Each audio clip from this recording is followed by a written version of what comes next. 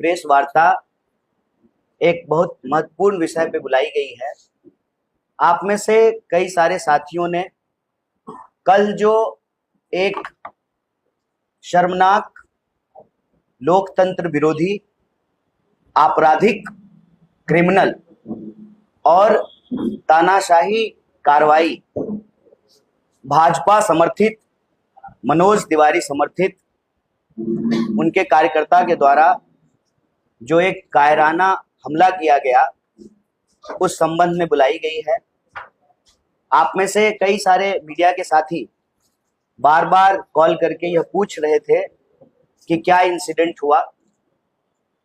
देखिए, हम लोग जो अपने कैंपेन में बोल रहे हैं कि मौजूदा सरकार देश में तानाशाही थोपना चाहती है, जो भाजपा के लोग हैं उनको इस देश के संविधान में कोई भरोसा नहीं बचा है, इसीलिए वो इस देश के विपक्ष को समाप्त करने के लिए तरह तरह के हथकंडे अपनाते हैं। वो पहले बदनाम करते हैं, फिर डराते हैं और फिर खरीदने का प्रयास करते हैं। आप सबने देखा कि सूरत में क्या हुआ, खजुराहो में क्या हुआ, इंदौर में क्या हुआ। वो उत्तर पूर्वी दिल्ली में भी यही करना चाहते हैं, लेकिन उत्तर पूर्वी दिल्ली की जनता जिस तरीके से इंडिया अलायंस को, कांग्रेस पार्टी को, आम आदमी पार्टी को और हमारे सभी घटक दल के जो कार्यकर्ता हैं, नेता हैं, जो जन समर्थन मिल रहा है, यह घबराहट साफ साफ दिख रही है। 2 बार से बीजेपी के सांसद हैं यहाँ पर। लोकतंत्र में यदि उनको भरोसा है, अगर उनको इस देश की न्यायिक प्रक्रिया, संविधान और जो व्यवस्था है हमारे देश में, वोट की व्यवस्था, लोकतंत्र की व्यवस्था, उसमें अगर भरोसा है तो चुनाव हो रहा है, वो बताएं कि 10 साल में उन्होंने क्या काम किया है। लेकिन अपना काम बताने की बजाय, जब से कांग्रेस पार्टी की ओर से मुझे इंडिया अलायंस का प्रत्याशी बनाया गया है उत्तर पूर्वी दिल्ली से, लगातार झूठ बोल रहे हैं, डॉक्टर नकली वीडियो घुमा रहे हैं और आम लोगों को भड़काने का प्रयास कर रहे हैं। जब आम लोग इनकी बातों में नहीं आए, आम लोगों ने हर गली में इनसे यही पूछा कि सड़कें क्यों नहीं बन रही, जाम की समस्या क्यों नहीं समाप्त हो रही, क्यों यहाँ पर लॉ एंड ऑर्डर का, कानून व्यवस्था का एक गंभीर समस्या है और 10 साल में आप दिखाई क्यों नहीं दिए, हमारे सुख दुख में क्यों नहीं आए। इन सवाल का जवाब जब देते इनको नहीं बन पा रहा है, तो अब ये बदनाम करने के बाद अब ये डराने की अपनी प्रक्रिया शुरू कर चुके हैं। तो मैं उनको कहना चाहता हूं, हम गांधी जी के सिपाही हैं, हम डॉक्टर बाबा साहेब भीमराव अंबेडकर के संविधान को मानने वाले लोग हैं। हमारे अंदर शहीद आजम भगत सिंह का साहस है। ये कितनी भी कोशिश कर लें, हम रुकेंगे नहीं। हम उत्तर पूर्वी दिल्ली की जनता के सवाल उठाते रहेंगे और हमारा सवाल उठाने का असर देखिए, 10 साल हो गए, 10 साल से सांसद हैं साहब और 10 साल से प्रधानमंत्री जी, आदरणीय प्रधानमंत्री जी प्रधानमंत्री, एक बार भी उत्तर पूर्वी दिल्ली नहीं आए।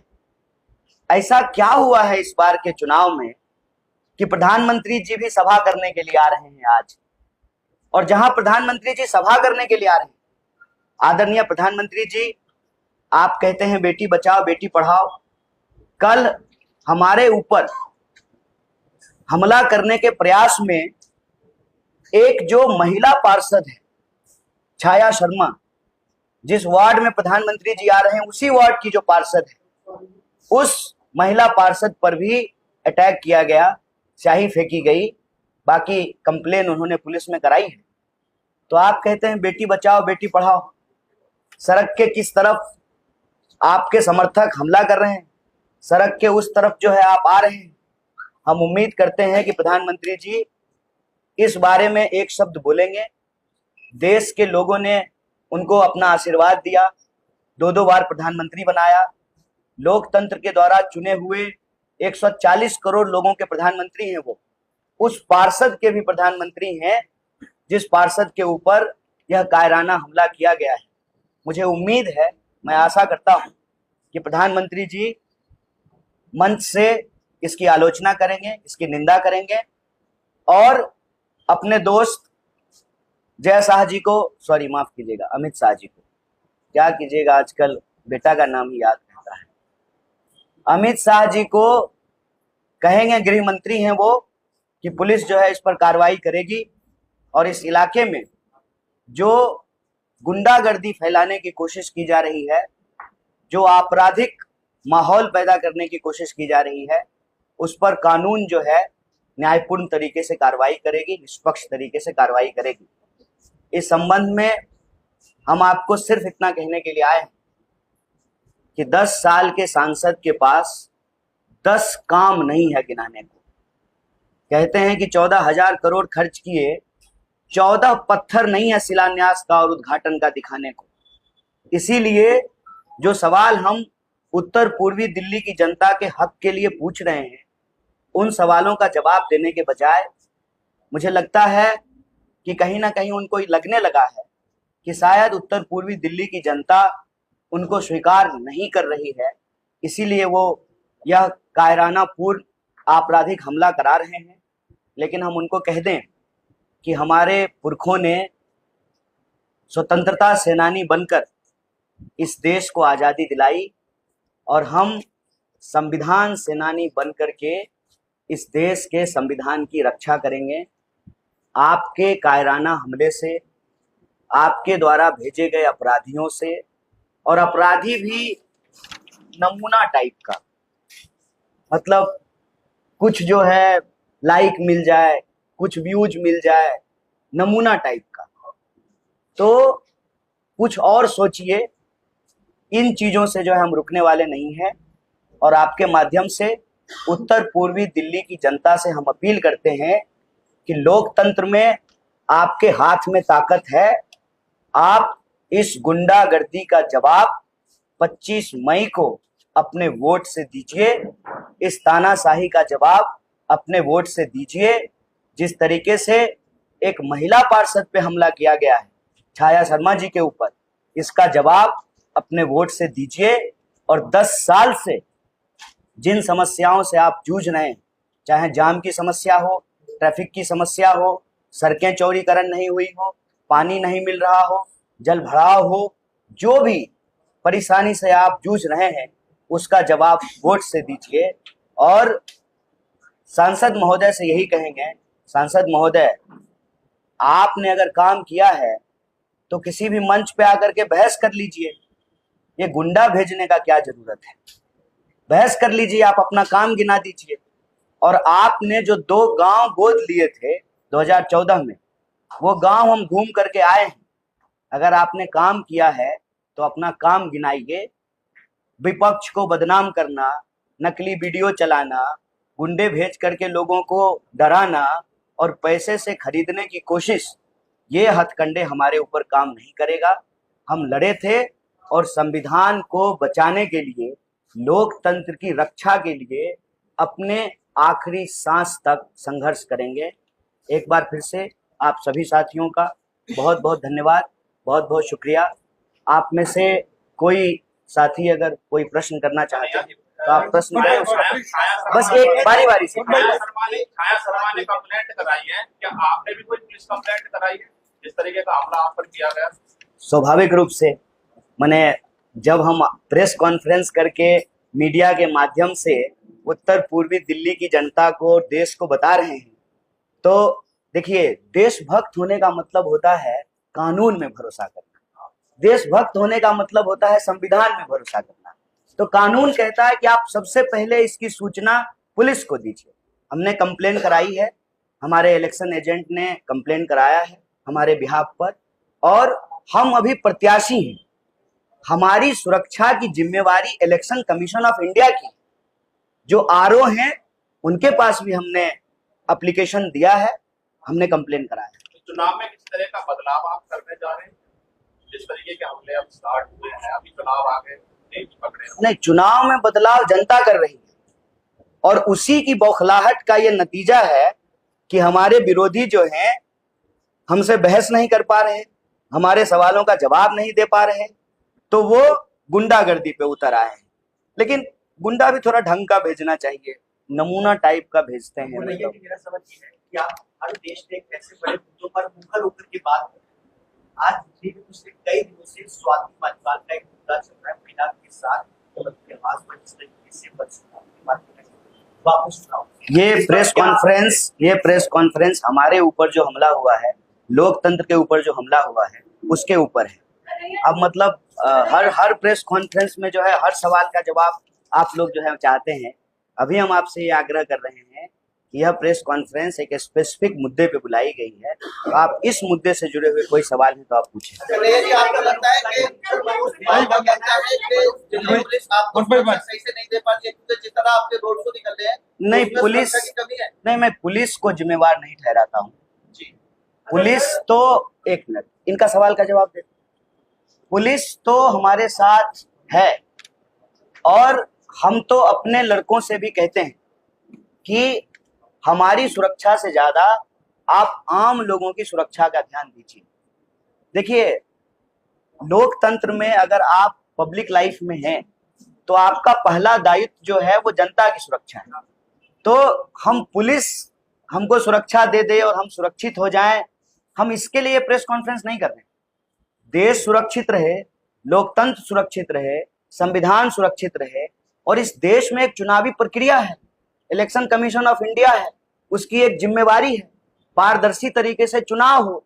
हम उस प्रक्रिया को सुरक्षित करने के लिए प्रेस कॉन्फ्रेंस कर रहे हैं। देखिए, हमको अपनी सुरक्षा की चिंता नहीं है। कन्हैया जी, हमारा केजरीवाल जी कब आ रहे हैं? हमारा जन्म जो है वो बिहार की धरती पे हुआ है, संघर्ष हमारा जीवन है। जाको राखे साइयां मार सके ना कोई, हमको अपनी सुरक्षा की कोई चिंता नहीं है। अरविंद केजरीवाल जी कब आ रहे हैं? तो गठबंधन की प्रेस कॉन्फ्रेंस में उठाएंगे ना। अच्छा, आप दूसरा सवाल पूछ, इससे जुड़ा हुआ कोई सवाल है? आपको इस विषय से जुड़ा हुआ कोई प्रश्न है? ठीक है, विमेन सिक्योरिटी पे अलग से जो है प्रेस कॉन्फ्रेंस करेंगे। केजरीवाल जी कब आ रहे हैं? ये जो षड्यंत्र है आपके द्वारा, कांग्रेस के द्वारा रचा गया, क्या चुनाव में आ गए? कौन कह रहे हैं? कौन कर रहे हैं? तो हम जो है उस नमूने को उनके मंच पे हम भेज दे रहे हैं। उसका आप सोशल मीडिया प्रोफाइल उठा करके देख लीजिए। वो जो है आतन अपराधी है। अगर ये बात उठा रहे हैं तो हम आपको फोटो दिखा देते हैं। क्या आप ट्विटर चेक करके नहीं आए थे? सुबह में आए थे। ये देखिए, तो ये कौन मंच शेयर कर रहा है? ये कौन बैठा हुआ है? हम बैठे हुए। आप पलट करके मनोज तिवारी से फोटो दिखाए थे? उनको फोटो दिखाए थे? क्या बोले मनोज तिवारी? नहीं, ये सवाल आपने उनसे पलट के पूछा कि ये कौन है जो आपके मंच पे बैठा हुआ है?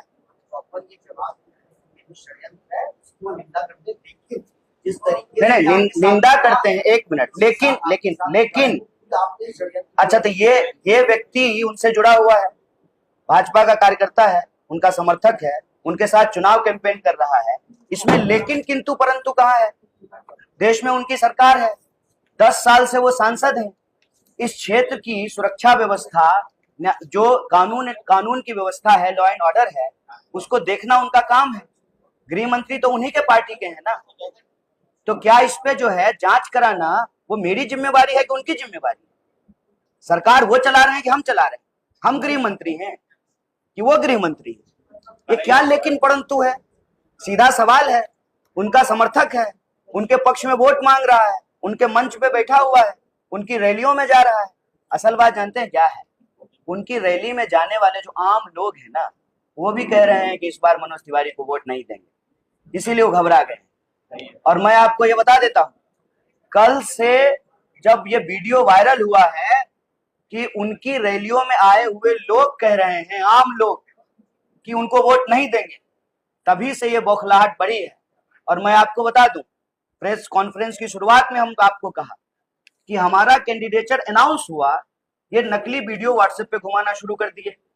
जब आम लोगों की तरफ से कोई प्रतिक्रिया नहीं आई, इनकी बातों से जब लोग नहीं भड़के, लोग जब भारी जन समर्थन हमको देने लगे, आम लोगों में बढ़ता प्यार देख करके ये घबरा गए।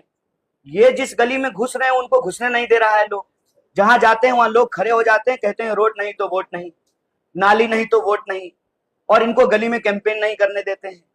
तब उन्होंने ये साजिशन, ये बौखलाहट में कि अब हमारे कैंपेन को वो डिस्टर्ब करना चाहते हैं।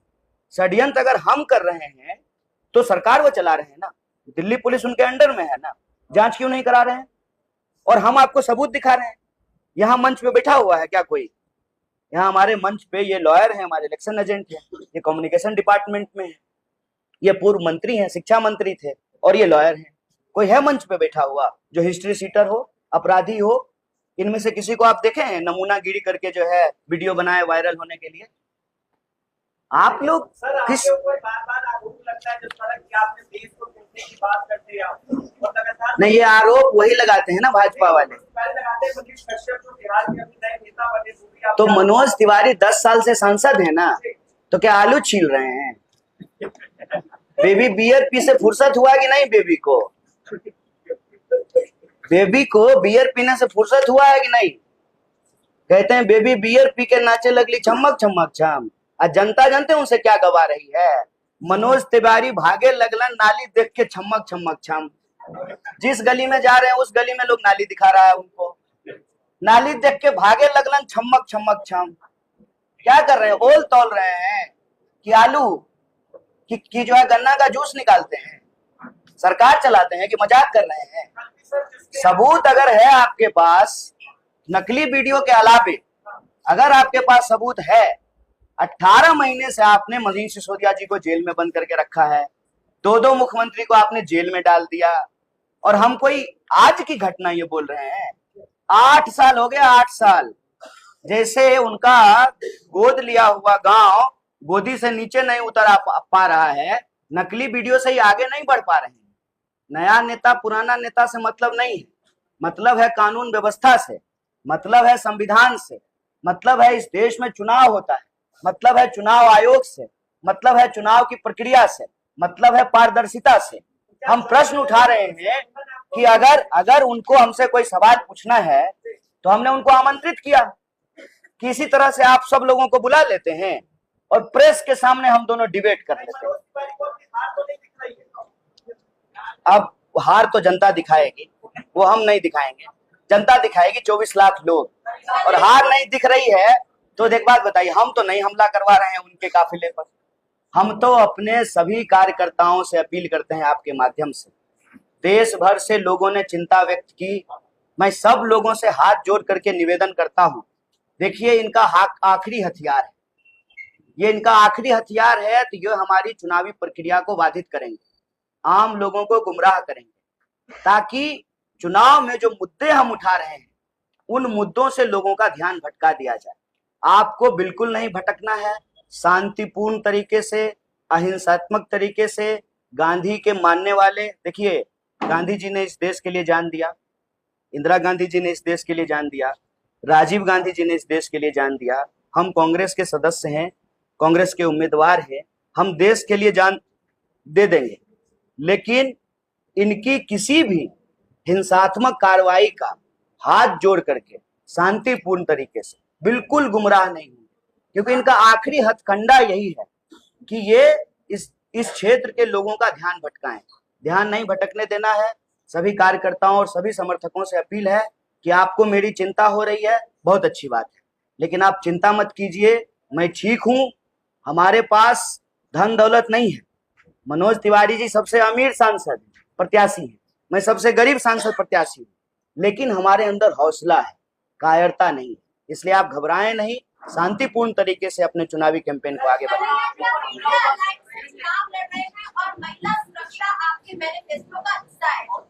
महिला सुरक्षा पे अलग से प्रेस कॉन्फ्रेंस करेंगे, आप पूछ लीजिए। हाँ जी, हाँ बोलिए बोलिए बोलिए बोलिए बोलिए।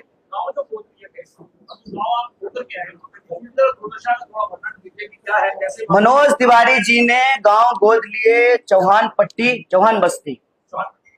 पट्टी और सभापुर वार्ड के पास। और बुराड़ी में उन्होंने गांव गोद लिया कादीपुर। उस गांव की हालत यह है कि कादीपुर गांव में डीडीए एनओसी नहीं देने के चलते, डीडीए के द्वारा एनओसी जो नहीं दिया जा रहा है, नहीं छोड़ दीजिए ना, इसकी जरूरत नहीं, वो खोज लेंगे, वो स्मार्ट आदमी है, ट्विटर चलाते हैं, वो तो ऐसा ही पूछ लिए पूछने के लिए, कोई बात नहीं है, कुछ पूछना था, उनको मालूम है सब चीज। तो वहां पे जो है डीडीए जब एनओसी नहीं दे रही है, लोगों के घर बन करके तैयार हैं और जो है उनको बिजली नहीं मिलती, और हर जगह भयंकर जो है जल भराव की समस्या है। नल में पानी नहीं आता है, लोग फोन करते रहते हैं, टैंकर नहीं आता है, लेकिन नाली से पानी बहते रहता है। यह जो उत्तर पूर्वी दिल्ली में रहने वाले लोग हैं, जो सवाल हम उनका उठा रहे हैं आपके सामने, ये उत्तर पूर्वी दिल्ली के लोगों ने ही मुझे बताया। यहाँ पर जब हमने व्हाट्सएप नंबर जारी किया, हर क्षेत्र की समस्याएं मंगाई, तो लोगों ने हमको बताया, और हमको तो ये मालूम नहीं था कि उन्होंने कोई गांव गोद भी लिया है, वो भी 2014 में, 10 साल हो गए, ये भी मुझे लोगों ने बताया है। तो ये जो समस्या उस गांव की है या उस वार्ड की है, कमोबेश ये पूरे उत्तर पूर्वी दिल्ली की समस्या है। हर जगह आपको जाम से जूझना पड़ेगा, हर जगह जो है रोड सड़कों के चौड़ीकरण का सवाल है, हर जगह जो है कानून व्यवस्था से जुड़ा हुआ मुद्दा है, हर जगह जो है जलभराव की स्थिति है, हर जगह जो है आपको पानी की कमी देखने को मिलेगी। तो ये मुद्दे हर जगह देखने को मिलते हैं। इतना बड़ा हमला हुआ आपके ऊपर, तो केजरीवाल जी से या राहुल गांधी जी से कोई बातचीत हुई क्या? उनको इस प्रेस कॉन्फ्रेंस में आना चाहिए था? नहीं, हमला हुआ है, जो है एक जो है आपराधिक घटना हुई है, तो पुलिस से बात करेंगे ना पहले, पुलिस को कंप्लेंट।